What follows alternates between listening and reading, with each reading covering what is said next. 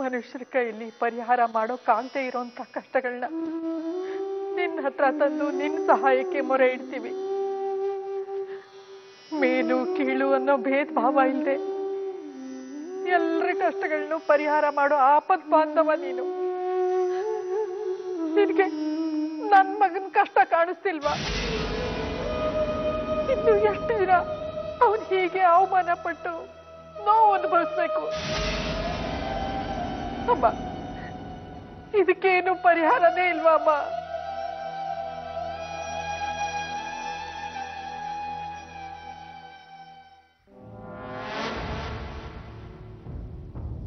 ಕೆಲವು ಪಾಪಿಗಳಿಗೆ ಕ್ಷಮೆನೂ ಇಲ್ಲ, ಪರಿಹಾರನೂ ಇಲ್ಲ. ಸಿಂಧೂರ, ಪರಿಹಾರ ಮಾಡೋಕ್ಕಾಗ್ತಿರೋಂಥ ತಪ್ಪನ್ನ ನಾನು ನನ್ನ ಮಗ ಏನ್ ಮಾಡಿದೀವಿ? ಹೆತ್ತೋರ್ ಮಾಡಿದ ಸಾಲನ ಮಕ್ಕಳು ತೀರ್ಸ್ಬೇಕು ಅಂತಾರಲ್ಲ, ಹಾಗೆ ಇದನ್ನು ನೀವು ಮಾಡಿದ ಪಾಪಕ್ಕೆ ನಿಮ್ ಮಗ ಅನುಭವಿಸ್ತಾ ಇದ್ದಾನೆ. ಬೇಡ ಸಿಂಧೂರ, ನನ್ನ ಮಗದ ಬಗ್ಗೆ ಹಾಗೆಲ್ಲ ಮಾತಾಡ್ಬೇಡ. ನನಗೆ ತಡ್ಕೊಳಕ್ ಆಗಲ್ಲ. ಇರೋ ಒಬ್ಬ ಮಗನ್ಗೋಸ್ಕರ ಕಣ್ಣೀರ್ ಹಾಕ್ತಾ ದೇವ್ರನ್ನ ಬೇಡ್ಕೋತಾ ಇದ್ದೀರಲ್ಲ, ಅದೇ ನಮ್ಮಮ್ಮ 3 ಹೆಣ್ಮಕ್ಕಳನ್ನ ಇಟ್ಕೊಂಡು ಪ್ರತಿದಿನ ಕಣ್ಣೀರ್ ಸುಸ್ತಾ ದೇವ್ರನ್ನ ಬೇಡ್ಕೋತಾ ಇದ್ಲು. ಅವಳ ಕಷ್ಟಕ್ಕೆ, ಅವಳ ಕಣ್ಣೀರ್ ಒರೆಸೋದಿಕ್ಕೆ ಆ ದೇವ್ರು ಬರ್ಲಿಲ್ಲ, ಮನುಷ್ಯರು ಬರ್ಲಿಲ್ಲ. ನಮ್ಮಮ್ಮನ ಕಣ್ಣೀರ್ ನೋಡ್ತಾ ಬೆಳೆದ್ ನನ್ ಮನ್ಸಿಗೆ ಎಷ್ಟು ನೋವಾಗಿರ್ಬೇಡ ಹೇಳಿ? ನಿಮ್ಮ ಅಮ್ಮನ ಕಣ್ಣೀರ್ಗೂ ನನಗೂ ಏನಮ್ಮ ಸಂಬಂಧ? ನಮ್ ಡ್ಯಾಡ್ನ ನೀನ್ ಯಾವತ್ ಬುಟ್ಟಿಗೆ ಹಾಕೊಂಡ್ಯೋ ಆವತ್ತಿನ ನಮ್ ಡ್ಯಾಡ್ ನಮ್ಮ ಅಮ್ಮನ ಕಡೆ ತಿರುಗಿ ನೋಡೋದು ಬಿಟ್ಬಿಟ್ರು. ಅಷ್ಟು ಸಾಲದು ಅಂತ ನಮಗ್ ಸೇರ್ಬೇಕಾದ ಆಸ್ತಿನ ನಿಮಗ್ ಸೇರ್ಬೇಕು ಅಂತ ಊರು ಕೇರಿ ಗೊತ್ತಿಲ್ದಿರೋ ಆ ಶಾರದಾ ಹೆಸರಿಗೆ ಆಸ್ತಿನೆಲ್ಲ ಬರೆಯೋ ಹಾಕಿರ್ತೀವಿ. ನೋಡು ಸಿಂಧೂರ, ನಿಮ್ ತಂದೆ ತಮ್ಮ ಆಸ್ತಿನ ಶಾರದನ ಹೆಸರಿಗೆ ಬರೆದಿಟ್ಟಿದ್ದು ನಮಗ್ ಗೊತ್ತಿರ್ಲಿಲ್ಲ. ಇಷ್ಟಕ್ಕೂ ಅದು ಅವರು ಸಂಪಾದಿಸಿದ ಆಸ್ತಿ. ಯಾರ ಹೆಸರಿಗೆ ಬೇಕಾದ್ರೂ ಬರೆಯೋ ಅಧಿಕಾರ ಅವ್ರಿಗಿದೆ. ಅದ್ರಲ್ಲಿ ತಲೆ ಹಾಕೋ ಹಕ್ಕು ನಮ್ಗಿಲ್ಲ. ಮಳ್ಳಿ ಥರ ಮಾತಾಡ್ಬೇಡ. ಯಾವತ್ತು ನೀನು ನಮ್ ಡ್ಯಾಡ್ನ ಮದ್ವೆ ಆದ್ಯೋ ಅವತ್ತೇ ನಮ್ಮ ಅವರ ಸಂಬಂಧ ಮುರಿದು ಹೋಯ್ತು. ಅವ್ರ ಆಸರೆಗೆ, ಅವ್ರ ಪ್ರೀತಿಗೆ, ಅವ್ರ ವಾತ್ಸಲ್ಯಕ್ಕೆ ನಾವು ಎಷ್ಟು ಪರಿತಪ್ಸಿದೀವಿ ಗೊತ್ತಾ? ನಿನ್ ಮಗನ್ಗೇನಾದ್ರೂ ಆದ್ರೆ ನೀನ್ ಇಷ್ಟೊಂದು ಸಂಕಟ ಪಡ್ತಿದ್ಯಲ್ಲ, ಆದ್ರೆ ನಮ್ಗೇನಾದ್ರೂ ಆದ್ರೆ ನಮ್ಮನ್ನ ವಿಚಾರಿಸ್ಕೊಳಕ್ ಯಾರಿದ್ದಾರೆ? ಇದನ್ನೆಲ್ಲ ಮನಸ್ಸಲ್ಲಿಟ್ಕೊಂಡು ನನ್ನ ಮಗನ ಮೇಲೆ ಸೇಡ್ ತೀರಿಸ್ಕೊತಾ ಇದೀಯಾ? ನೀವು ಮಾಡಿರೋ ಕರ್ಮಕ್ಕೆ ಆ ದೇವ್ರೆ ಸರಿಯಾದ ಶಿಕ್ಷೆ ಕೊಡ್ತಾ ಇದ್ದಾನೆ. ಅಂದ್ರೆ ಮನಸ್ಸಲ್ಲಿ ಏನೋ ದುರುದ್ದೇಶ ಇಟ್ಕೊಂಡು ಈ ಪಾರ್ಟಿ ನಡೆಸಿ ಎಲ್ಲರ ಮುಂದೆ ನನ್ನ ಮಗನಿಗೆ ಅವಮಾನ ಮಾಡಿದೀಯಾ ಅಲ್ವಾ? ನಿಮ್ ಮಗನ್ ಯೋಗ್ಯತೆ ಏನು ಅಂತ ಗೊತ್ತಾಗ್ಲಿ ಅಂತಾನೆ ಪಾರ್ಟಿ ಅರೇಂಜ್ ಮಾಡಿದ್ದು. ನಿಮ್ ಮಗ ಓದಕ್ ಹೋಗಿದ್ ಜಾಗದಲ್ಲಿ ಒಬ್ಬಳನ್ನ ಪ್ರೀತಿಸಿ ಅವಳ ಜೊತೆ ತಿರ್ಗಾಡ್ತಾ ಇದ್ದಾನೆ ಅನ್ನೋ ವಿಷಯನೇ ನಮಗ್ ಗೊತ್ತಿರ್ಲಿಲ್ಲ. ಆ ಹುಡುಗಿ ಬಂದ್ಮೇಲೆ ನಮಗ್ ಗೊತ್ತಾಗಿತ್ತು.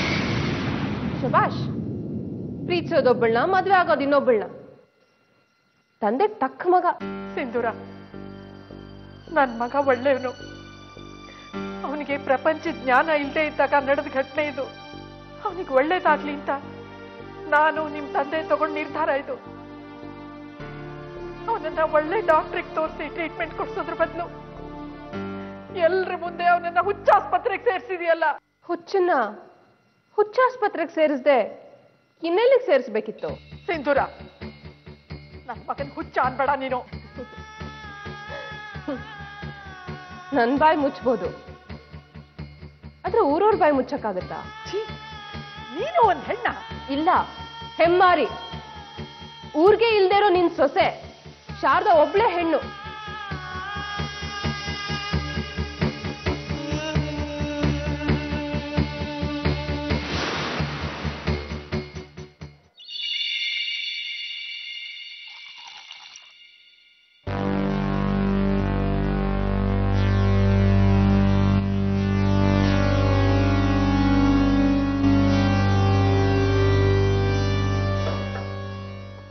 ಊರ್ಮಿಳಾ, ಇದು ನಮ್ಮ ಸಂಸ್ಕೃತಿಗೆ ಸರಿ ಬರಲ್ಲ. ನೀನು ಎಲ್ಲರ ಥರ ಮಾತಾಡೋದಕ್ಕೆ ಶುರು ಮಾಡಿಬಿಟ್ಯಾ? ವೆಸ್ಟರ್ನ್ ಕಂಟ್ರೀಸಲ್ಲಿ ಇದೆಲ್ಲ ಕಾಮನ್. ಇರ್ಬೋದು, ಆದರೆ ಇದು ಇಂಡಿಯಾ. ಹೆಣ್ಮಕ್ಳಿಗೆ ಅವ್ರದ್ದೇ ಆದ ಸ್ಥಾನ ಮರ್ಯಾದೆ ಇದೆ. ಸೊ ನಿನ್ನ ಪ್ರಕಾರ ಹೆಂಗಸರು ಕುಡಿಯೋ ತಪ್ಪು ಅಂತೀಯಾ? ಹೆಂಗಸ್ರು ಅಷ್ಟೇ ಅಲ್ಲ, ಗಂಡಸರು ಕುಡಿದ್ರೂ ತಪ್ಪು. ನೀನ್ ಪ್ರೀತಿಸಿದ ಹುಡ್ಗ ನಿನಗೆ ಸಿಗದೆ ಇರೋದಕ್ಕೆ ಕಾರಣ ನಿನ್ನ ಈ ಬಿಹೇವಿಯರ್ ತಾನೆ. ಮರ್ತ್ಬಿಟ್ಯಾ? Please, this is my life. ಇದನ್ನ ಡಿಸೈಡ್ ಮಾಡೋ ರೈಟ್ಸು ನನಗೆ ಮಾತ್ರ ಇರೋದು. ಯಾರಿಗೋ ಸಬ್ಮಿಸಿವ್ ಆಗಿರೋದಕ್ಕೆ ನನಗಿಷ್ಟ ಇಲ್ಲ.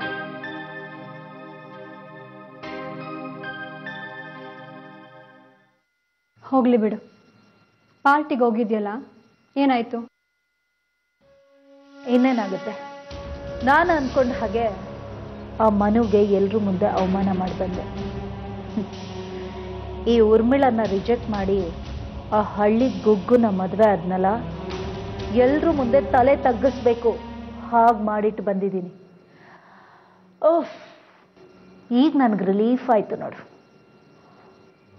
ನೀನ್ ಪ್ರೀತಿ ಮಾಡಿದ ಹುಡ್ಗನ ಪಾಪ ಈ ರೀತಿ ಅವಮಾನ ಮಾಡಿ ಬಂದಿದ್ಯಲ್ಲ, ಇದನ್ನ ನಿಜವಾದ ಪ್ರೀತಿ ಅಂತಾರ? ಇನ್ ಕೇಸ್ ಅವನು ಮಾಡಿದ ಕೆಲಸನ ನಾನು ಮಾಡಿದಿದ್ರೆ ಅವ್ನು ನೋಡ್ಕೊಂಡು ಸುಮ್ಮನೆ ಇರ್ತಿದ್ನ? ನೆವರ್. ಲವ್ ಕೇಸ್ನಲ್ಲಿ ಫೇಲ್ಯೂರ್ ಆಗೋದು ಕಾಮನ್ ಊರ್ಮಿಳ. ಆದ್ರೆ ನಾವು ಪ್ರೀತಿಸಿದವರಾದ್ರೂ ಚೆನ್ನಾಗಿರ್ಲಿ ಅಂತ ಅರ್ಸೋ ಪ್ರೇಮಿಗಳೇ ತುಂಬಾ ಇದ್ದಾರೆ. ಐ ಆಮ್ ಸಾರಿ, ನಾನು ಆ ಕ್ಯಾಟಗರಿಗೆ ಸೇರೋದಿಲ್ಲ. ನನ್ನ ಪ್ರೀತಿನ ತ್ಯಾಗ ಮಾಡೋದಕ್ಕೆ ನಾನು ರೆಡಿ ಇಲ್ಲ. ಫಾರ್ ಯೋರ್ ಕೈಂಡ್ ಇನ್ಫಾರ್ಮೇಶನ್, ನಾನು ಅಷ್ಟು ದೊಡ್ಡ ತ್ಯಾಗಿನೂ ಅಲ್ಲ. ನೀನ್ ಅಂದ್ಕೊಂಡಾಗೆ ಮನು ನಿನಗೆ ಸಿಕ್ಕಿದ್ರು ಏನ್ ಪ್ರಯೋಜನ? ಅವನ್ ಮನಸ್ಥಿತಿ ಸರಿ ಇಲ್ಲ ಅಂತ ನೀನೇ ಹೇಳ್ದೆ ಅಲ್ವಾ? ಅಫ್ಕೋರ್ಸ್, ಈಗ ಮನು ಈ ಪರಿಸ್ಥಿತಿಲಿದ್ದಾನೆ. ಆದ್ರೆ ಲೈಫ್ ಲಾಂಗ್ ಹೀಗೆ ಇರ್ತಾನೆ ಅಂತ ಹೇಳೋದಕ್ಕಾಗಲ್ಲ. ಈ can be cured. That's to you are into the same medical field. Mental ಹಾಸ್ಪಿಟಲಲ್ಲಿ ನರ್ಸ್ ಆಗಿದೆಯಾ? ಮನು ಅಂತ ಕ್ಯೂರ್ ಮಾಡೋದಕ್ಕಾಗೋದೇ ಇಲ್ಲ ಅಂತೀಯಾ? ಮೊದಲು ಅವನ್ನ ಟೆಸ್ಟ್ ಮಾಡಬೇಕು, ಅವನ ರಿಪೋರ್ಟ್ನ ಸ್ಟಡಿ ಮಾಡಬೇಕು, ಆಮೇಲೆ ಏನು ಅಂತ ಹೇಳ್ಬೋದು. 90% ಈ ಕೇಸ್ನ ಗುಣಪಡಿಸ್ಬೋದು. Is it?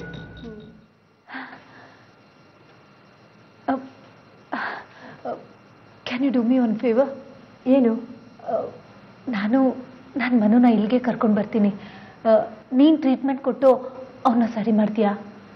ಇಲ್ಲಿಗ? ಅದ್ರ ಬದಲು ನಾನು ಕೆಲ್ಸಕ್ಕೆ ಹೋಗೋ ಹಾಸ್ಪಿಟ್ಲಿಗೆ ಕರ್ಕೊಂಡು ಬಾ. ನಮ್ಮ ಡಾಕ್ಟ್ರಿಗೆ ಹೇಳಿ ಅವನ್ನ ಖಂಡಿತ ಗುಣಪಡಿಸೋಕ್ಕೆ ಟ್ರೈ ಮಾಡೋಣ.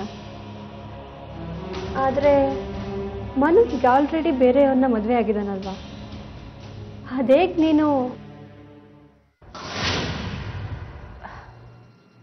I am sorry.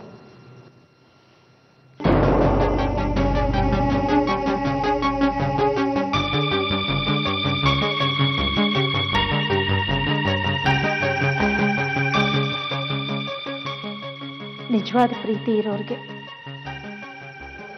ಆ ಪ್ರೀತಿ ಕಳೆದು ಹೋದಾಗ ಅದರಿಂದ ಆಗೋ ನೋವು ಅರ್ಥ ಆಗೋದು. ಆ ನಿಜವಾದ ಪ್ರೀತಿ ಹುಟ್ಟೋದು ಒಂದೇ ಒಂದು ಸಾರಿ. ಹುಟ್ಟಿದ ಮೇಲೆ ಮತ್ತೆ ಸಾಯೋದಿಲ್ಲ. ಫಾರಿನಲ್ಲಿ ಹುಟ್ಟಿ ಬೆಳೆದೋಳು ನೀನು ಇಷ್ಟೊಂದು ಎಮೋಷನಲ್ ಆಗಿ ಮಾತಾಡ್ತಾ ಇದೀಯಾ?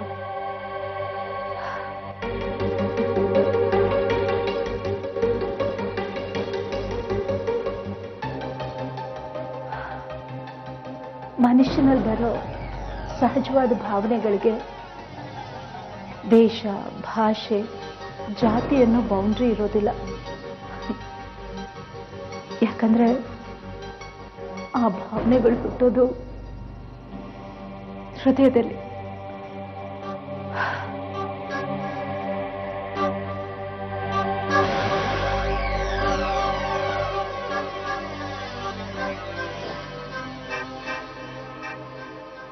ನನ್ನಿಂದ ನಾನು ಮರೆಯೋದಕ್ಕಾಗಲ್ಲ. ನಾನು ಅವನ್ನ ಮರಿಬೇಕು ಅಂದ್ರೆ ನನ್ನ ಉಸಿರೇ ನಿಂತೋಗ್ಬೇಕು.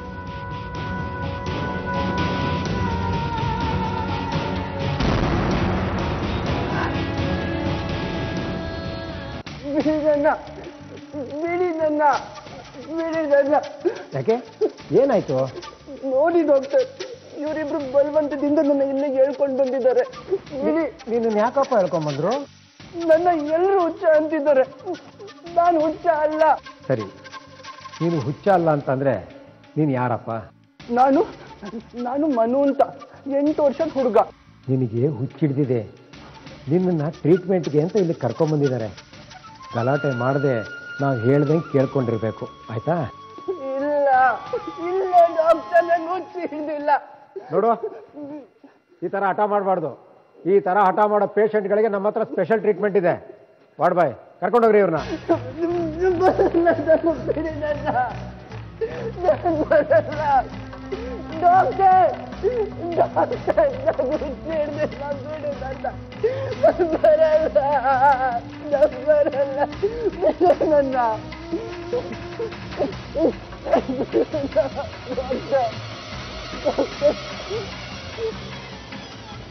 ಡಾಕ್ಟರ್, ಡಾಕ್ಟರ್ ಡಾಕ್ಟರ್, ಯಾರಮ್ಮ ನೀನು?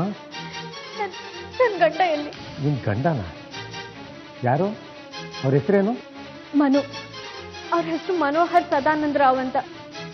ಈಗ ಸ್ವಲ್ಪ ಹೊತ್ತಿಗೆ ಮುಂಚೆ ನಮ್ಮ ಮನೇಲಿ ಒಂದು ಸಮಾರಂಭ ನಡೀತಾ ಇತ್ತು. ಆಗ ನಿಮ್ಮ ಆಸ್ಪತ್ರೆಯವ್ರು ಬಂದು ಅವ್ರನ್ನ ಕರ್ಕೊಂಡ್ಬಂದ್ಬಿಟ್ರು. ಓ, ಈಗ ಬಂದಲ್ಲ ಹುಚ್ಚ, ಅವನೇ ನಾನು ನಿನ್ನ ಗಂಡ? ಹೌದು, ಆದ್ರೆ ಅವ್ರಿಗೆ ಹುಚ್ಚ ಹಿಡ್ದಿಲ್ಲ ಡಾಕ್ಟರ್. ಏನು ಹುಚ್ಚಿಡ್ದಿಲ್ವಾ? ಮತ್ತು ನಮಗೆ ಯಾಕೆ ಫೋನ್ ಮಾಡಿದ್ರಿ? ನಮಗೇನು ಬೇರೆ ಕೆಲಸ ಕಾರ್ಯ ಇಲ್ಲ ಅಂತ ತಿಳ್ಕೊಂಡಿದ್ದೀರಾ? ಬಂದ್ಬಿಟ್ರು ತಲೆ ತಿನ್ನೋದಕ್ಕೆ. ಡಾಕ್ಟರ್, ಇಲ್ಲ ಡಾಕ್ಟರ್, ನನ್ನ ಮಾತು ಕೇಳಿ. ಡಾಕ್ಟರ್ ಡಾಕ್ಟರ್ ಡಾಕ್ಟರ್, ದಯವಿಟ್ಟು ನನ್ನ ಮಾತು ಕೇಳಿ.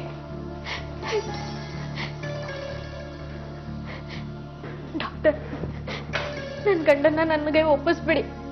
ಅವ್ರನ್ನ ಮನೆಗೆ ಕರ್ಕೊಂಡು ಹೋಗಿ ನಾನು ಅವ್ರನ್ನ ನೋಡ್ಕೋತೀನಿ.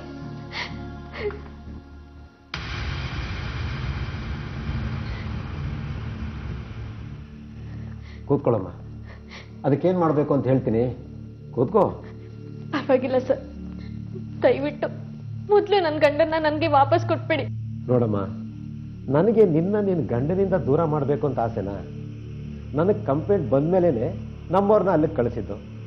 ಅಲ್ಲಿ ನಿನ್ನ ಗಂಡನ ನಡವಳಿಕೆ ನೋಡಿದ್ಮೇಲೆ ಇಲ್ಲಿ ಕರ್ಕೊಂಡ್ಬಂದಿದ್ದು. ಅದು ಅವ್ರಿಗೊಂದು ಚಿಕ್ಕ ಅಪಘಾತ ಆಯ್ತು, ಅವಾಗ್ಲಿಂದ ಹೀಗಾಗಿದ್ದಾರೆ ಅಷ್ಟೇ. ಹಾ, ಅದಕ್ಕೆ ಕಾರಣ ಅವನಿಗೆ ಹಿಡಿದಿರೋ ಹುಚ್ಚೆ ಕಣಮ್ಮ. ಇಲ್ಲ ಇಲ್ಲ ಡಾಕ್ಟರ್, ನನ್ನ ನಂಬಿ. ಅವ್ರಿಗೆ ಹುಚ್ಚ ಹಿಡ್ದಿಲ್ಲ. ಅವ್ರು ಆದಷ್ಟು ಬೇಗ ಸರಿ ಹೋಗ್ತಾರೆ. ದಯವಿಟ್ಟು ಅವ್ರನ್ನ ನನ್ನ ಜೊತೆ ಕಳಿಸ್ಕೊಡಿ.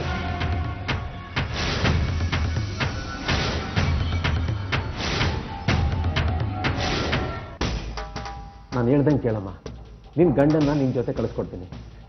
ಅದೇನ್ ಮಾಡ್ಬೇಕು ಅಂತ ಹೇಳಿ ಡಾಕ್ಟರ್, ನಾನು ಖಂಡಿತ ಮಾಡ್ತೀನಿ.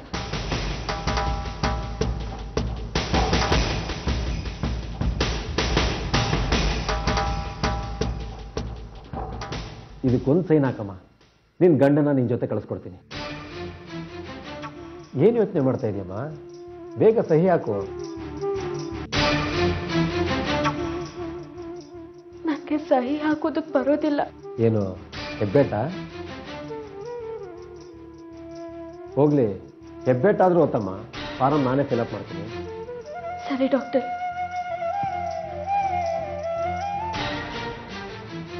ನೋಡೋದಕ್ಕೆ ದೊಡ್ಡ ಮನೆ ಹೆಣ್ಮಗಳ ಥರ ಕಾಣ್ತೀಯಾ? ಏನೋ ಲವ್ ಮ್ಯಾರೇಜಾ? ಇಲ್ಲ, ದೊಡ್ಡವರೇ ನೋಡಿ ಮಾಡಿದ ಮದುವೆ ಇದು.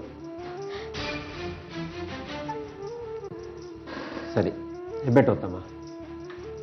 ಸರಿ ಡಾಕ್ಟರ್, ಹಾಗೆ ಮಾಡಿದ್ರೆ ನನ್ನ ಗಂಡನ್ನ ನನ್ನ ಜೊತೆ ಕಳಿಸ್ತೀರಾ? ಮೊದಲು ಹೆಬ್ಬೆಟ್ಟು ಓತಮ್ಮ, ಮಿಕ್ಕಿದೆಲ್ಲ ಆಮೇಲೆ.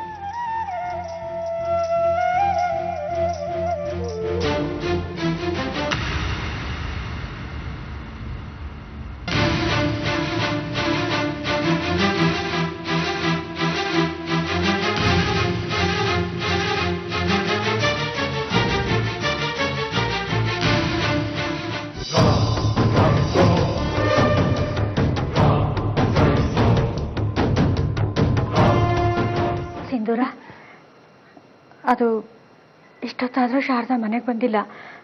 ನನಗೆ ಯಾಕೋ ಭಯ ಆಗ್ತಿದೆಯಮ್ಮ. ಅದಕ್ಕೆ ನಾನೇನ್ ಮಾಡ್ಲಿ? ಬೇಡ ಬೇಡ ಅಂದ್ರೂ ಹೋಗಿದ್ದಾಳೆ. ಅಲ್ಲಮ್ಮ, ಗಂಡನ್ನ ಆಸ್ಪತ್ರೆ ಕರ್ಕೊಂಡು ಹೋಗುವಾಗ ಯಾವ ಹೆಂಡತಿನೂ ತಡ್ಕೊಳ್ಳಲ್ಲಮ್ಮ.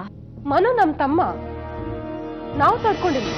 ಇರ್ಬೋದು ಸಿಂಧೂರ, ಆದ್ರೆ ತಾಳಿ ಕಟ್ಟಿದ ಗಂಡನ್ನ ಆಸ್ಪತ್ರೆ ಕರ್ಕೊಂಡು ಹೋಗುವಾಗ ಯಾವ ಹೆಂಡತಿ ತಾನೇ ನೋಡ್ಕೊಂಡು ಸುಮ್ಮನೆ ಇರ್ತಾಳೆ ಹೇಳು? ಏನ್ ಹಾಗಂದ್ರೆ ನಿಮ್ ಮಗಳಿಗೆ ಮಾತ್ರ ಮನು ಬಗ್ಗೆ ಅಕ್ಕರೆ ಇರೋದು, ನಮಗಿಲ್ಲ ಅಂತನಾ? ಹಾಗೆಲ್ಲ ಸಂದೇಹ ಇದ್ರೆ ಈ ಮನೇಲಿರೋ ಅವಶ್ಯಕತೆ ಇಲ್ಲ. ಬಾಳಕ್ ಬಂದಿರೋ ಜಾಗದಲ್ಲಿ ಎಲ್ರೂ ಅನುಸರಿಸ್ಕೊಂಡು ಹೋಗ್ಬೇಕು. ಆದ್ರೆ ನಿಮ್ ಮಗಳಿಗೆ ಆಸ್ತಿ ತನ್ನ ಹೆಸರಲ್ಲಿದೆ ಅನ್ನೋ ಸೊಕ್ಕು. ಇಲ್ಲ ಇಲ್ಲ, ನನ್ನ ಮಗಳು ಖಂಡಿತ ಅಂತವಳಲ್ಲ. ಅವಳ ಜೀವನದಲ್ಲಿ ಅವಳಿಗೆ ಯಾವ ಆಸೆನೂ ಇಲ್ಲ. ಓಹೋ, ಯಾವ ಆಸೆನೂ ಇಲ್ದೇನೆ ನಿಮ್ ಮಗಳು ಹುಚ್ಚನ್ ಮದ್ವೆ ಆದ್ಲಾ? ಇದಕ್ಕೇನಂತೀರಾ? ಹರಕೆನಾ? ತ್ಯಾಗನಾ? ಕೊಟ್ಟ ಹೆಣ್ಣು ಕುಲುಕ್ ಹೊರಗೆ ಅಂತಾರೆ. ಆದ್ರೆ ಇಲ್ಲಿ ಹೆಣ್ಣಿನ ಜೊತೆ ನೀವು ಬಂದಿದ್ದೀರಲ್ಲ. ಅಕ್ಕ, ಆಸ್ತಿ ಎಲ್ಲ ಮಗಳ ಹೆಸರಲ್ಲಿದೆ. ನಾವ್ ಯಾರು ಏನು ಮಾಡಕ್ಕಾಗಲ್ಲ ಅನ್ನೋ ಧೈರ್ಯ ಇವ್ರಿಗೆ. ಸಾಕು ನಿಲ್ಲಿಸ್ರಮ್ಮ, ಸಾಕು. ನನ್ನ ಮಗಳು ಆಸ್ತಿ ಅಂತಸ್ತಿಗೆ ಆಸೆ ಪಟ್ಟು ಸಂಚು ಮಾಡಿ ಈ ಮದುವೆಗೆ ಒಪ್ಕೊಂಡಿಲ್ಲ, ಅಥವಾ ನಾವಾಗೆ ಹೋಗಿ ಕಾಲಕ್ಕೆ ಬಿದ್ದು ಬೇಡ್ಕೊಳ್ಳಿಲ್ಲ. ತಾನಾಗೆ ನಮ್ಮನ್ನ ಹುಡ್ಕೊಂಡು ಬಂದ ಸಂಬಂಧ ಅಮ್ಮ ಇದು. ಆದ್ರೆ ಮಗಳ ಮದುವೆ ಆಗಿ ಗಂಡನ ಮನೆಯಲ್ಲಿ ಸಂತೋಷವಾಗಿ ಬಾಳ್ಲಿಲ್ಲ ಅಂದ್ರೆ ಯಾವ ತಾಯಿಗೆ ತಾನೇ ಸಂಕಟ ಆಗದೆ ಇರುತ್ತೆ ಹೇಳಿ? ಏನೇ ಆಗ್ಲಿ ಸಿಂಧೂರ, ಅವಳು ನಿಮ್ಮನೆ ಸೊಸೆ. ಅವಳೇ ಇಷ್ಟೊತ್ತಾದ್ರೂ ಮನೆಗೆ ಬಂದಿಲ್ಲ ಅಂದ್ರೆ ಅದ್ರ ಬಗ್ಗೆ ನಿಮಗ್ ಸ್ವಲ್ಪನೂ ಆತಂಕ ಆಗೋದ್ ಬೇಡ್ವಾ? ಗಾಯದ ಮೇಲೆ ಬರೆ ಎಳೆದ ಹಾಗೆ ಯಾಕ್ರಮ್ಮ ಮಾತಲ್ಲ ಹೇಗೆ ಕೊಲ್ತಾ ಇದ್ದೀರಾ? ನಿಮ್ ಮಗಳೇನ್ ಚಿಕ್ಕ ಮಗು ಅಲ್ಲ, ಅವಳಿಗೆ ದಾರಿ ಗೊತ್ತಿದೆ, ಬರ್ತಾಳ್ ಬಿಡಿ. ನಿಮ್ ಮಗಳ ಬಗ್ಗೆ ಅಷ್ಟೊಂದು ಕಾಳಜಿ ಇದ್ರೆ ನಮಗ್ ಉಪದೇಶ ಮಾಡೋದ್ ಬಿಟ್ಟು ಒಂದ್ ಹೆಜ್ಜೆ ನೀವೇ ಹೋಗಿ ನೋಡ್ಕೊಂಡ್ ಬನ್ನಿ.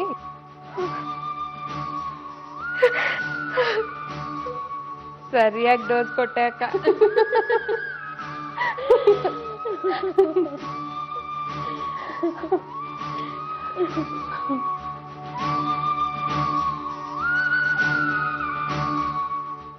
ಹೆಬ್ಬೆಟ್ಟು ಗೊತ್ತಾಯ್ತಲ್ಲ, ಅವ್ರನ್ನ ಈಗ್ಲಾದ್ರೂ ನನ್ನ ಜೊತೆ ಕಳಿಸ್ಕೊಡ್ತೀರಾ?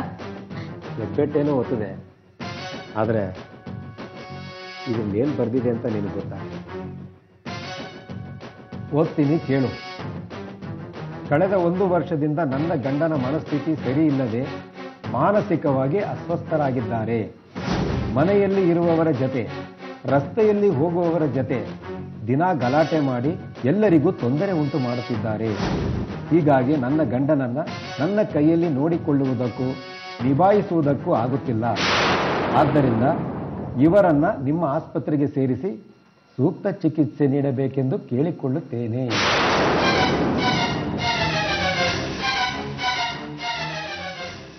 ನಿನ್ನ ಗಂಡನ್ನ ನೀನೇ ಇಲ್ಲಿ ಕರ್ಕೊಂಬಂದು ಅಡ್ಮಿಟ್ ಮಾಡಿದ್ಯಾ, ಅದಕ್ಕೆ ಪ್ರೂಫ್ ಇಲ್ಲಿದೆ. ಅರ್ಥ ಆಯ್ತಾ? ಈಗ ಸುಮ್ಮನೆ ರಗಳೆ ಮಾಡ್ದೆ ಇಲ್ಲಿಂದ ಹೋಗ್ತಾ ಇರೋ.